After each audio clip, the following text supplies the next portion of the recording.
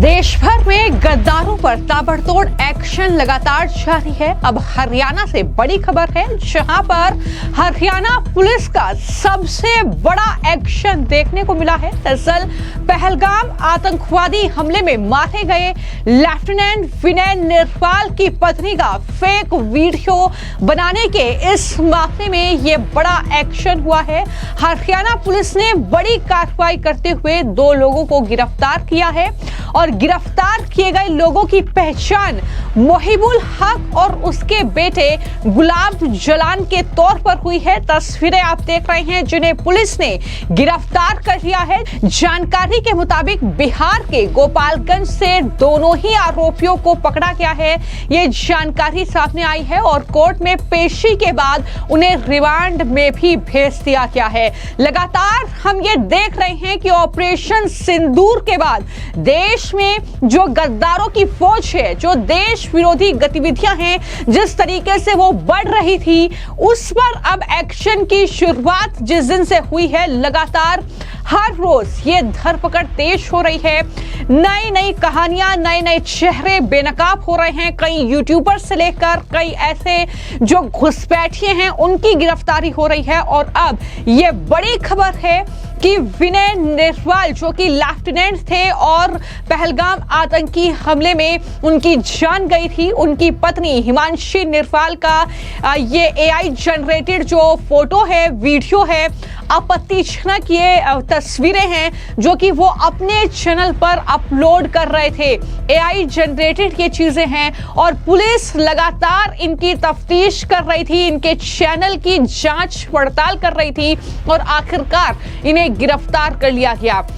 तो जाहिर तौर पर यह बड़ी सफलता हरियाणा पुलिस को हाथ लगी है। विनय नरवाल की पत्नी का चेहरा मार्फ कर आर्टिफिशियल इंटेलिजेंस यानी एआई के जरिए फर्जी एआई वीडियो बनाने के इस मामले में हरियाणा पुलिस ने ये 2 बड़ी गिरफ्तारी की है और गिरफ्तार हुए लोगों की पहचान, जैसा कि मैंने बताया, कि मोहिबुल हक और गुलाब जलान के तौर पर हुई है। दोनों लंबे समय से रियल पॉइंट के नाम से एक यूट्यूब चैनल चला रहे थे। उस चैनल पर ऐसे कई और वीडियो मौजूद हैं जहां पर आर्टिफिशियल इंटेलिजेंस का इस्तेमाल करके लोगों को बेवकूफ बनाया जा रहा है।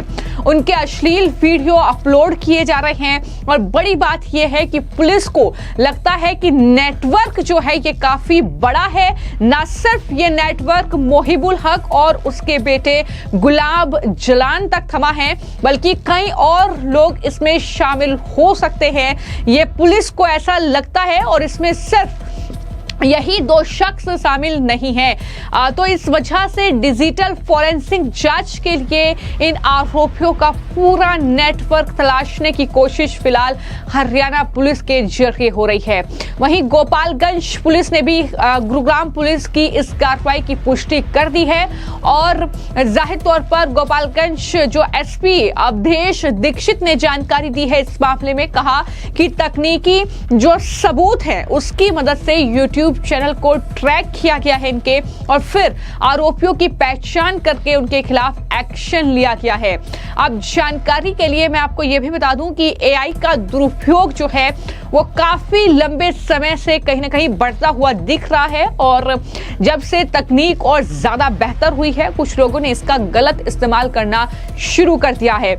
ऐसी कई स्टोरीज हमने आपको बताई है कि किस तरीके से अश्लील वीडियो जो है वो बनाए जा रहे हैं एआई के जरिए और इस तरीके से लोगों को धमकाने के लिए, लोगों से वसूली करने के लिए इसका इस्तेमाल हो रहा है। और अब इस तरीके से कहीं ना कहीं टारगेट करके जो लेफ्टिनेंट विनय निर्वाल थे, उनकी पत्नी हिमांशी निर्वाल को टारगेट किया गया। उनका ये एआई जनरेटेड अश्लील वीडियो बनाया गया और उसे यूट्यूब चैनल पर अपलोड किया गया। सोशल मीडिया पर ऐसी चीजें लगातार वायरल होती हुई हमने देखी है जो कि एआई जनरेटेड है और पुलिस हर बार आरोपियों के खिलाफ एक्शन लेती है, लेकिन अपग्रेड होती टेक्नोलॉजी के बीच इन आरोपियों को पकड़ना भी जाहिर तौर पर एक बड़ी चुनौती बन रहा है। और इस तरीके से ये बड़ा एक्शन हरियाणा में हुआ है। हालांकि सरकार लगातार कोशिश कर रही है कि किस तरीके से ऐसी चीजों को कम किया जाए, लेकिन सोशल मीडिया के जरिए इस तरीके की चीजें देखने को मिल रही है। कुछ लोग हैं जो सोशल मीडिया पे इस खबर को शेयर कर रहे हैं और कहीं ना कहीं सबकी अलग अलग अपनी राय है, क्योंकि हिमांशी नरवाल वही थी जिन्होंने इस हमले के बाद सबसे पहले ये कहा था कि मेरे पति की धर्म पूछकर हत्या कर दी गई, और उसके बाद जो उनका बयान सामने आया उसमें वो पीस की बात कर रही थी, हम नहीं चाहते कि किसी धर्म को टारगेट किया जाए, इस तरीके की बातें उन्होंने की थी।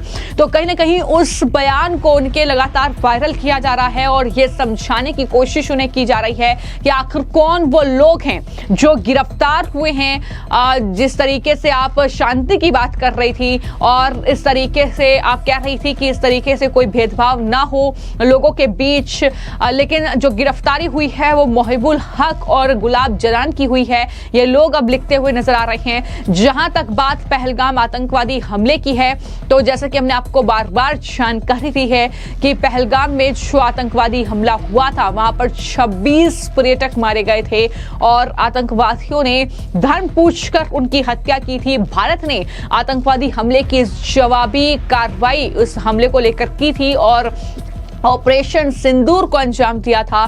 100 से ज्यादा आतंकवादियों को मौत के घाट उतारा था। भारत पाकिस्तान के बीच जंग जैसे हालात और उसमें जिस तरीके से पाकिस्तान में घुसकर बहावलपुर और मुरीद के जैसे जो टेररिस्ट बेस थे वो तबाह किए थे, उसके बाद भी पाकिस्तान को खूब नुकसान पहुंचाया। तो कहीं ना कहीं इस तरीके की एक्शन भारत की तरफ से रहा है, लेकिन उसके बाद हम देख रहे हैं कि लगातार जो पाकिस्तान प्रेस लोग हिंदुस्तान में रह रहे हैं, जो पाकिस्तान से कनेक्शन रख रहे हैं, पाकिस्तान की खुफिया एजेंसी आईएसआई के लिए काम कर रहे हैं, यहां की जो सीक्रेट जानकारी है भारत की, भारतीय सेना की, और वहां यहां क्या मूवमेंट रही जब ये जंग जैसे हालात दोनों देशों के बीच बने, कुछ इस तरीके की जो सीक्रेट जानकारी पाकिस्तान पहुंचाई गई जिन लोगों के जरिए, चाहे उसमें यूट्यूबर्स हो, चाहे उसमें अवैध घुसपैठिए हो, चाहे अन्य लोग हों, उन पर कहीं ना कहीं शिकंजा कसा गया है और ऐसी बड़ी संख्या है लोगों की जिनकी गिरफ्तारी पिछले कुछ दिनों में हुई है। अब देखने वाली बात यह होगी कि इस मामले में तो ये हिमांशी नरवाल का मामला है जिसमें एआई जनरेटेड ये वीडियोस बनाकर यूट्यूब चैनल पर अपलोड किया गया है, इसमें किन किन लोगों की गिरफ्तारी होती है। फिलहाल 2 लोग शिकंजे में आए हैं, लेकिन जैसा कि पुलिस कह रही है कि ये नेटवर्क बहुत बड़ा हो सकता है। तो किस तरीके से ये नेटवर्क काम कर रहा था, क्या इनकी मंशा थी, क्या टारगेटेड लोग थे और किस तरीके से ये कहीं ना कहीं टारगेट लोगों को करते थे, इसको लेकर जाहिर तौर पर हरियाणा की पुलिस जो है आगे की जांच पड़ताल इस मामले में करेगी और नए खुलासे इस मामले में होते हुए दिखाई दे सकते हैं। फिलहाल आपकी इस पूरे मामले को लेकर क्या राय है हमें कमेंट बॉक्स में जरूर लिखें। धन्यवाद।